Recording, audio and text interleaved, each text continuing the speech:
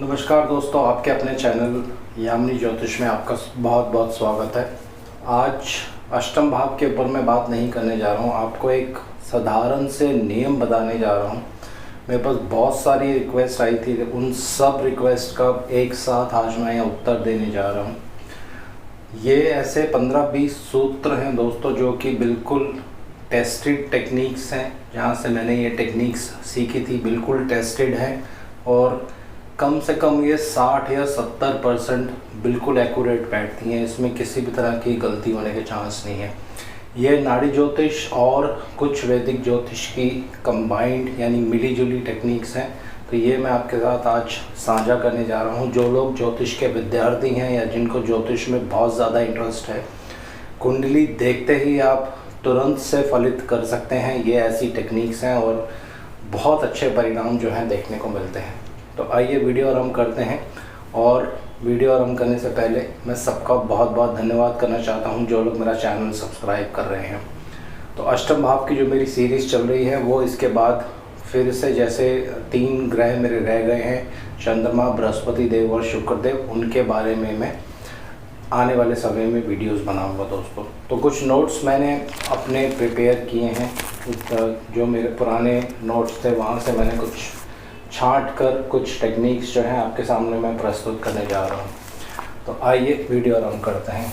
देखिए, अगर ये लगन भाव है, लगन में 10 नंबर हो और शनिदेव लगन में ही विराजमान हो और वो वक्री हो, तो और उस पर मंगल देव का प्रभाव ना हो, तो ऐसा व्यक्ति बहुत ज़्यादा डरपोक होता है। ये बहुत सी कुंडलियों पे मैंने देखा है। लेकिन जब वो बात करेगा तो वो बात करोड़ों से कम नहीं करता है, यानी उसके जो सपने होते हैं वो करोड़ों से कम नहीं होते हैं। तो ये फलित आप कर सकते हैं। और बहुत सी कुंडलियों पे मैंने ऐसे भी देखा है, जब शनिदेव मेष राशि में रहते हैं और वक्री हो जाते हैं तो ऐसे व्यक्ति भी थोड़े से डरपोक किस्म के होते हैं, अगर मंगल देव का वहाँ प्रभाव नहीं हो। दूसरा सूत्र इसमें क्या है, दूसरे भाव में, यानी ये कुंडली का दूसरा भाव होता है। यहाँ पे अगर 6 नंबर राशि हो यानी कन्या राशि हो, वहाँ पे चंद्रदेव विराजमान हो, तो ऐसा जो व्यक्ति होगा, चाहे वो मेल हो चाहे फीमेल हो, स्त्री हो पुरुष हो, वो बहुत ज़्यादा बोलेगा। बोलने पर उसका कंट्रोल बिल्कुल नहीं होगा और खाने पीने का भी वो बहुत ज़्यादा शौकीन होता है दोस्तों। तो मैं नोट्स जो है पढ़ के एक एक करके बता रहा हूँ ताकि किसी भी तरह से कोई भी पॉइंट जो है वो नहीं छूटे। यहाँ पे किसी भी कुंडली में आप देखें कि राहु देव पंचम भाव में हो और साथ में पंचम भाव में ही उनके चंद्रमा भी आके विराजमान हो जाएं और दोनों की डिग्रीज में बहुत ज़्यादा फ़र्क नहीं हो। अगर डिग्रीज में फ़र्क भी होगा तब भी ये एक फोबिया का योग बनाता है। फोबिया मतलब इस व्यक्ति को बहुत ज़्यादा वहम हो जाएगा। बात बात पर ये हर चीज़ के ऊपर नुक्ताचीनी करेगा, हर चीज़ पे, छोटी छोटी चीज़ों पे ये जो है दिक्कत परेशानी इसको आएगी, हर बात में इसको वहम होगा। तो ये इस तरह का फल जो है देखने को मिलता है। अगर राहु देव यहाँ 2 नंबर राशि में हो, अगर 2 नंबर राशि में होंगे और व्यक्ति को वहम या फोबिया की अगर बीमारी हो जाती है तो ये कभी भी ठीक नहीं होगी। ये बात आप सदैव ध्यान रखिए। और अगर उसी कुंडली में 12वें घर में बृहस्पति आ जाएंगे, यानी राहु देव अगर 2 नंबर में यहाँ है, साथ में चंद्रमा है और यहाँ बृहस्पति देव आ जाएंगे, तो ये जो फोबिया या वहम की जो बीमारी होती है ये खानदानी होती है दोस्तों। उनके किसी बड़े बुजुर्ग को भी इस तरह की बीमारी अवश्य होगी।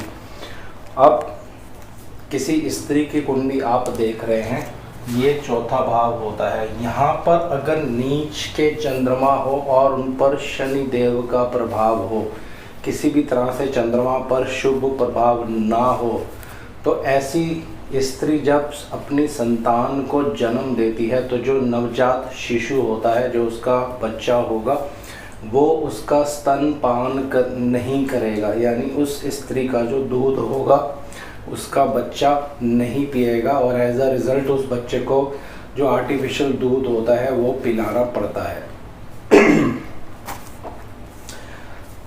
अब बात करते हैं, अगर अष्टम भाव में चंद्रमा हो किसी स्त्री की कुंडली में तो उसको मेंसेस की बहुत ज़्यादा प्रॉब्लम हो सकती है, या जो उसके वक्ष स्थल होते हैं उसमें बहुत ज़्यादा विकास नहीं हो पाएगा।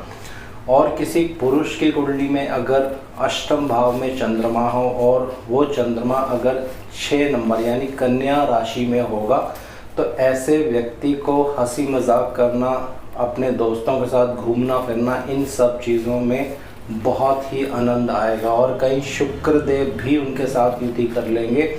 तो ऐसे व्यक्ति जो होते हैं औरतों के बीच में बैठ के जो गॉसिप होती है यानी गप्पे लड़ाना, एक दूसरे की बुराई करना, ये सब चीज़ें उनको बहुत पसंद होती हैं दोस्तों।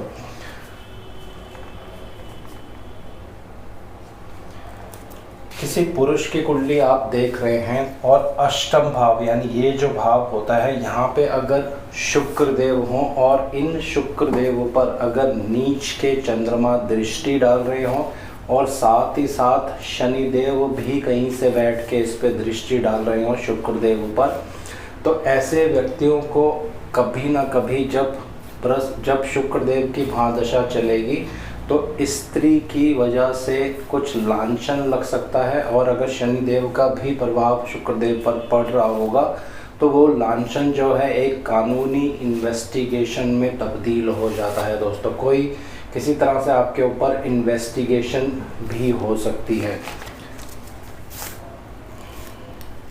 अब अगर किसी की कुंडली में चंद्रमा कहीं पे भी विराजमान हो, आप किसी छोटे बच्चे की अगर कुंडली देख रहे हैं और चंद्रमा से 12वें घर में अगर केतु देव हो तो बहुत ज़्यादा चांस होता है, और चंद्रमा पर शुभ प्रभाव ना हो तो ऐसे बच्चों को कुछ मानसिक विकार या किसी तरह की मानसिक परेशानी जो है वो हो सकती है दोस्तों।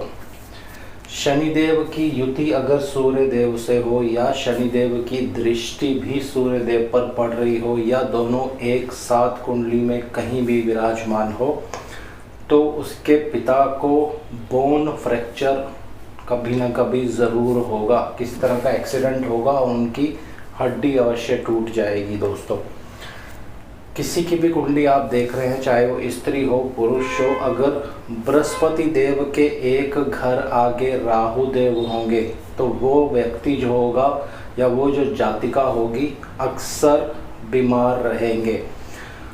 किसी की भी कुंडली में अगर एक भाव में शनिदेव हैं, मान लीजिए किसी की भी कुंडली आप देखते हैं यहाँ शनिदेव हैं, उसके एक घर आगे अगर राहु देव हैं तो ऐसे व्यक्तियों को किसी जानवर से हमला हो सकता है या जानवर उन पर अटैक कर सकता है, जिसकी वजह से उनको कुछ चोट या शारीरिक कष्ट अवश्य होगा दोस्तों।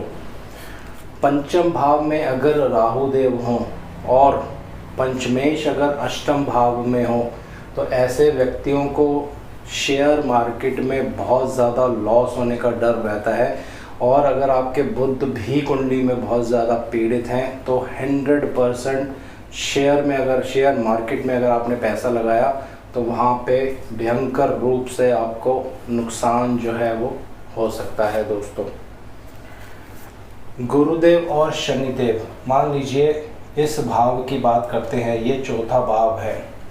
अगर गुरुदेव और शनिदेव एक साथ जब गोचर में एक ही राशि में आ जाते हैं, अभी जैसे थोड़े टाइम पहले 10 नंबर राशि में थे, तो वो जो राशि होगी आपकी कुंडली में जहाँ पे भी होगी, जिस भाव में भी होगी, और गुरुदेव शनिदेव एक साथ जब उस राशि में आ जाएंगे तो आपके जीवन में वो जो समय होगा बहुत बदलाव लेके आएगा। कुछ ना कुछ बदलाव होने वाला है उस समय में, और वो बदलाव कहाँ होगा, उस भाव से रिलेटेड, यानी जिस भी भाव में वो राशि होगी उसी से मिलता जुलता कुछ जीवन में बदलाव होगा। चौथे घर में होगा तो आप मकान ले सकते हैं या मकान बदल सकते हैं। इस तरह से हर भाव को आप देख सकते हैं कहाँ पे वो राशि आ रही है।